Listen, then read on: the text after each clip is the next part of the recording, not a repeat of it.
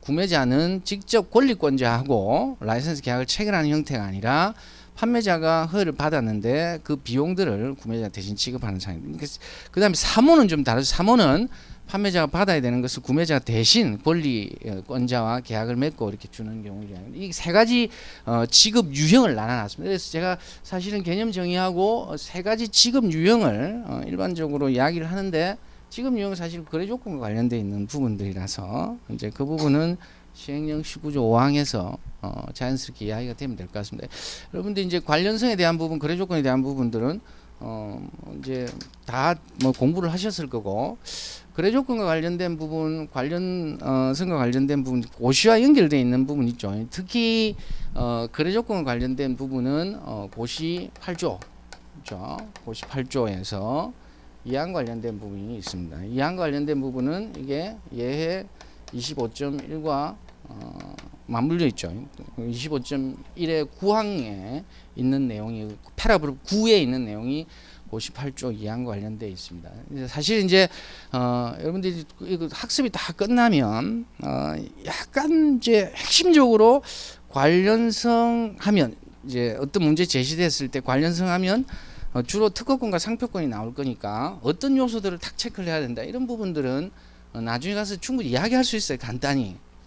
그 다음에 거래 조건도 마찬가지. 거래 조건을 검토할 때 핵심적으로 검토하는 내용들이 우리가 몇 가지 있어요. 우리가 이제 이게 이제 지금은 법령 공부에 주력하고 고시 8조 익히는데 주력하지만, 거래 조건을 나중에 검토를 할 때는 뭐 당연히 이제 고시 8조 2와 뭐 예 25.1도 검토를 하지만, 제일 먼저 탁 질문해야 될 것은 거래 조건의 시행령 19조 5항의 근본에 흐르는 내용들은 뭐냐, 이런 부분들을 총론해서 이야기를 할 수 있는 한 4가지 정도로 요약할 수 있는 부분이 나와요.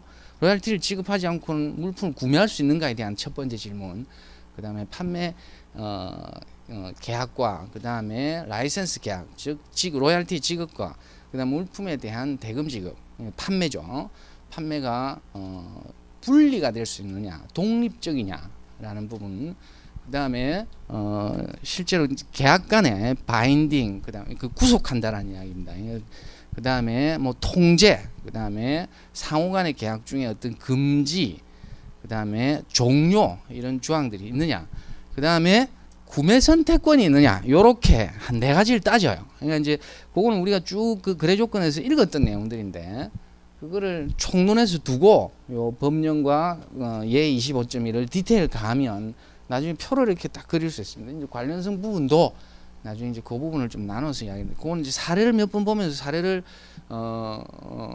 이제 그 권고 의견 이외에 몇 가지 사례들이 좀 있는데, 그 사례를 보면서 좀 몇 개를 좀 정리를 하도록 하겠습니다. 상표권 같은 경우에는 뭐 당연히 부착이 되어서 들어와야 되는데, 부착 수입 이후에 어떤 제조 과정이 있게 되면 그 물품의 어떤 본질적인 특성을 상실하고 난 뒤에 부착이 되었다, 내지는 뭐 이런 경우에는 관련성을 충족하지 않는다라는 이야기고, 거래 조건은 아까 이야기 드렸다시피 한 4가지 요건이 있죠. 이제 그 중에 대부분 이제 가장 핵심적인 부분 중에 하나가 로열티 지급 없이 물품을 구매할 수 있느냐와 소위 이제 구매 선택권이 있느냐, 이런 부분들을 많이 따집니다. 그러니까 권고견에서 그런 모습들을 잠깐 이야기를 하고 있어요. 그리고 특허권 같은 경우에는 관련성 충족하는 것을 핵심적인 물품을 받느냐, 그 다음에 범용성인 물품을 혹시 주면 그것은 관련성을 충족하지 않는다, 이런 단서들이 몇 개 있다라는 이야기입니다.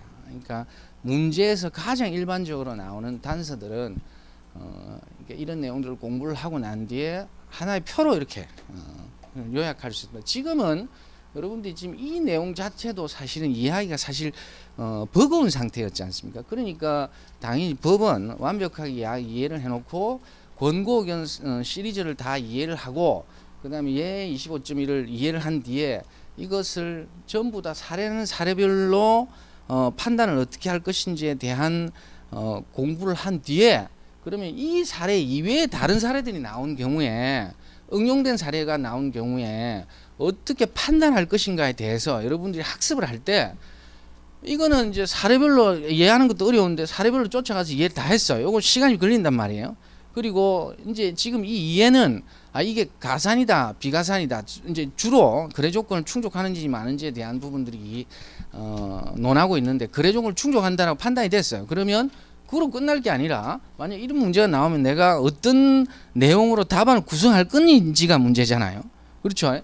이 내용에 대한 이해, 즉 판단에 대한 정확성 여부를 학습한 뒤에 저 내용이 만약에 나오면 저기서 내가 어떤 근거로 비가산이다, 즉 거래 조건을 충족한다, 충족하지 않는다를 킬러 컨텐츠를 가져온단 말이에요. 그걸 가져왔어요. 근데 저기서 좀 응용이 돼 버렸다라고 하면 저 내용과 비슷하니까 준해서 쓰지만 만약에 심하게 변형이 돼 버렸다라고 하면 계속 그런 사례들을 쫓아가지고 학습하는 것을 막 뭐 끝도 한도 없이 계속 해야 되잖아요. 또 새로운 사례, 또 새로운 사례 공부를 해야 되는 거잖아요. 그러니까 이제 그런 공부들은 굉장히 비효율적이지 않습니까? 관세 평가만 하는 것도 아니고 권리 사용료만 하는 것도 아니고 그러니까 이 내용에서 핵심적인 내용을 가지고 가고 이와 유사한 사례가 나오면 이 내용과 저 내용을 접붙여서 항상 그렇게 판단하도록 나름 프레임화 시키는, 그러니까 킬러 컨텐츠를 이야기를 하고자 하는 것은 프레임화 시키기 위한 것입니다. 그래서